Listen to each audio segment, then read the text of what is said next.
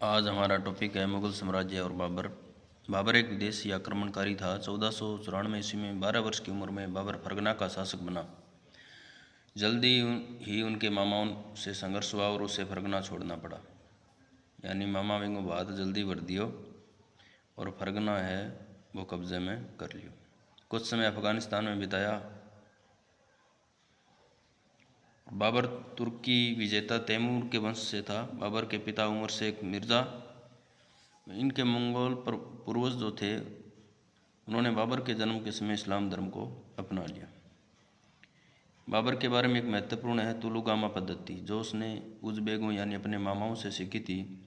इस पद्धति में क्या होता है कि सेना को यानी दुश्मन की सेना को चारों तरफ से घेर लिया जाता है और पूरी सेना को दाएं बाएं मध्य विभाजित कर दिया जाता है। अनेक टुकड़ियों में सेना को विभाजित करके दुश्मन को चारों तरफ से घेर लिया जाता है और दुश्मन को इस बात का पता भी नहीं चलता।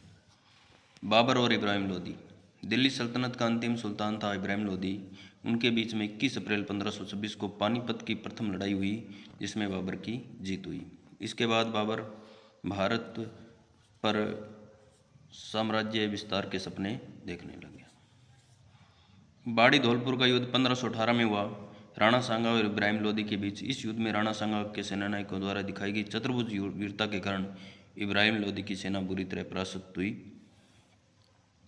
16 मार्च 1527 ईस्वी में खानवा का युद्ध बाबर और राणा सांगा के बीच में हुआ था।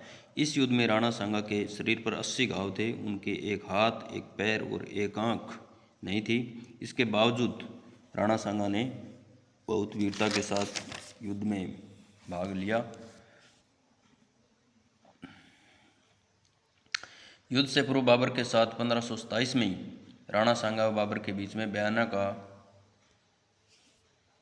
युद्ध लड़ा गया। इस युद्ध में राणा सांगा के सेनानायकों द्वारा अद्भुत वीरता का प्रदर्शन किया गया, जिसके चलते राणा सांगा को जीत हासिल हुई। बाबर का भारत जीत का सपना अब सपना बनकर रहने वाला था। बाबर की सेना ने राजपूतों से अन्य कोई युद्ध लड़ने से इनकार कर दिया।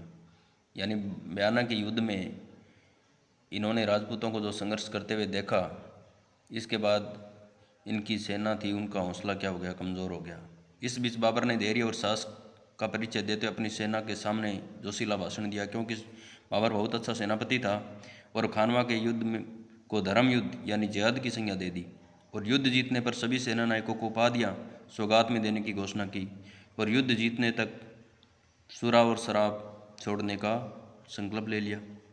उनके साथ एक काबुल से ज्योतिष आया था, जिसने भविष्यवाणी की कि इस युद्ध में बाबर की सेना का सर्वनाश होगा। लेकिन बाबर ने अपनी सेना को जमाए रखने का हर संभव प्रयास किया और उसमें सफलता हासिल भी की। इस युद्ध में तुलगामा पद्धति के साथ साथ गोले बारूद का प्रयोग किया गया, जो राजपूती की परंपरागत युद्ध प्रणाली से अलग था। राजपूत धनुष, भाले और तीर का प्रयोग करते थे, जबकि बाबर के द्वारा गोले बारूद का प्रयोग और तुलगामा का जो प्रयोग था, वो युद्ध को निर्णायक मोड़ पर ले जाने में सफल रहा। राणा सांगा के सेनापति हसन खां मेवाती खानवा के युद्ध में शामिल थे।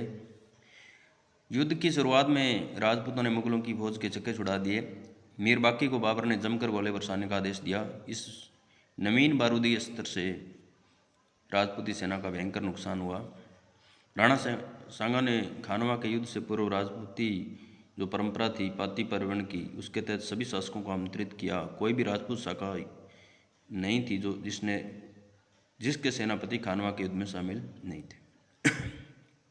लेकिन बयाना युद्ध के तुरंत बाद हमला न करके 3 माह का समय दुश्मन सेना को देना राणा सांगा के लिए भारी पड़ गया, क्योंकि इतने समय में बाबर ने अपनी सेना को तुलगामा पद्धति के हिसाब से जमाने का अपना जो सिस्टम था उसको पूरी तरह से करने में सफल रहा। अपनी सेना को युद्ध के हिसाब से जमा लिया गया। 700 बैलगाड़ियों की व्यवस्था भी घुड़सवारों की रक्षा के लिए की गई। खाइयाँ खोदने का काम, मतलब जितना भी युद्ध पूर्व तैयारी के लिए जो आवश्यक था उसको पूर्ण करने में बाबर है जो सफल रहा।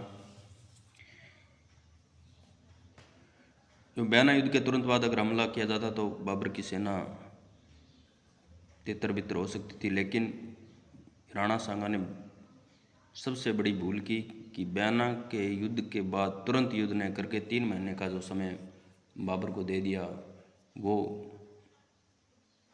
बाबर को इस युद्ध में जीतने में महत्वपूर्ण भूमिका निभा गया। 16 मार्च 1527 को खानवा के युद्ध में राणा सांगा के घायल होने पर उन्हें बसवा ले जाया गया और होश में आने पर उन्हें अपने युद्ध के बारे में पूछा तो हार का समाचार सुनकर बहुत दुखी हुए और दोबारा युद्ध करने की तैयारी का आदेश दे दिया कि हम एक और युद्ध लड़ेंगे। लेकिन उनके सेनापति पहले से डरे हुए थे। ऐसा सुनकर उनके सरदारों ने उन्हें विष दे दिया और 30 जनवरी 1528 को उनकी चित्तौड़ में मृत्यु हो गई। खानवा की जीत के साथ ही भारत में मुगल साम्राज्य की नींव पड़ गई। धन्यवाद। समय विभाजन के अनुसार पढ़ें और जो विषय कठिन है उसको टाइम टेबल में सुबह का समय देने का प्रयास करें तो आपको ज़्यादा सफलता मिलेगी। इसी के साथ आज का टॉपिक ख़त्म होता है। आज का एक प्रश्न है जो आप कमेंट में इसका उत्तर दोगे कि खानवा युद्ध से पूर्व राणा सांगा ने कौन सी राजपूती परंपरा के तहत सभी सेना नायकों को इस युद्ध में आमंत्रित किया। धन्यवाद।